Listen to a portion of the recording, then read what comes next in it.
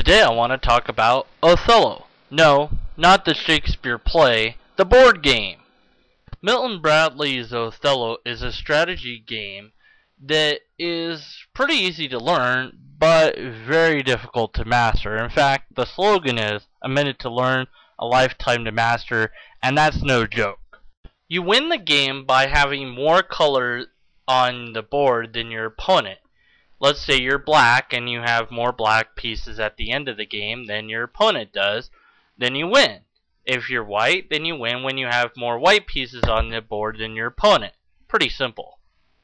To play the game requires outflanking your opponent. Outflanking occurs when you place your piece and flip your opponent's piece. This is the only legal move that you're allowed to do. You're not allowed to place your piece anywhere on the board you want. It must always outflank an opponent's piece and or pieces. For example, D3, D4, E6, and F5 are all legal moves for black to make. If white was going first, E3, F4, C5, and D6 would all be legal moves that white can make. But usually black always takes the first move and white always takes the second move. Here's an example of gameplay. Here black took D3, white took C3. Then you'll see black makes the next move at B3. And finally white will take D6. And black could take D7, which will convert all the whites in between to black. Trying to teach strategy of Othello is difficult due to there not being any books published for Othello at all. There are actually tournaments of this game played, and I attempted to find one in my city, but there's just nothing around as far as I know. Which is really unfortunate because it's really a game that I could get into, and unlike chess, only has so many things that you need to memorize. But you do have to be able to look a couple moves ahead to be able to win this game. But here's some basic strategy tips. Othello is mostly about the opening game. Less is more. You want to try to confine yourself to a smaller space at first, giving your opponent more options to take than you do, and then capitalizing on their mistakes later in the game.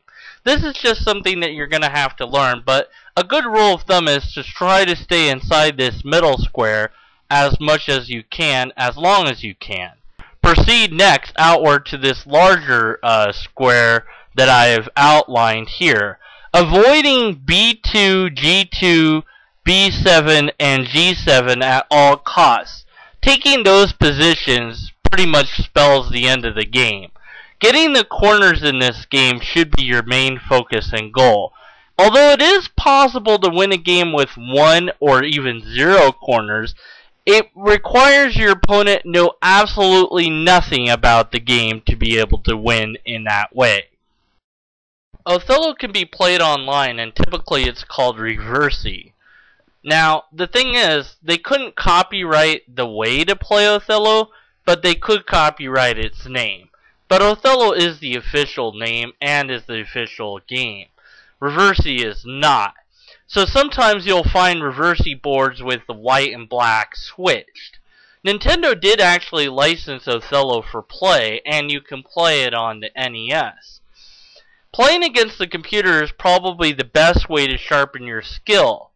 Unfortunately, playing as a computer is something that many players online do. Instead of playing themselves, they'll use their computer as if the computer is them and just put your moves in. So essentially, even though you think you're playing a human, you're really playing a machine. This is prevalent on the Yahoo groups, and why I gave up playing online on Yahoo a while back. I haven't played Othello in a long time, and it's one of the games I enjoy playing. It's just, I'd rather make sure I'm playing an actual opponent. My skills have kind of dulled over time, and I'm not as good as I used to be. But I'm still a formidable opponent.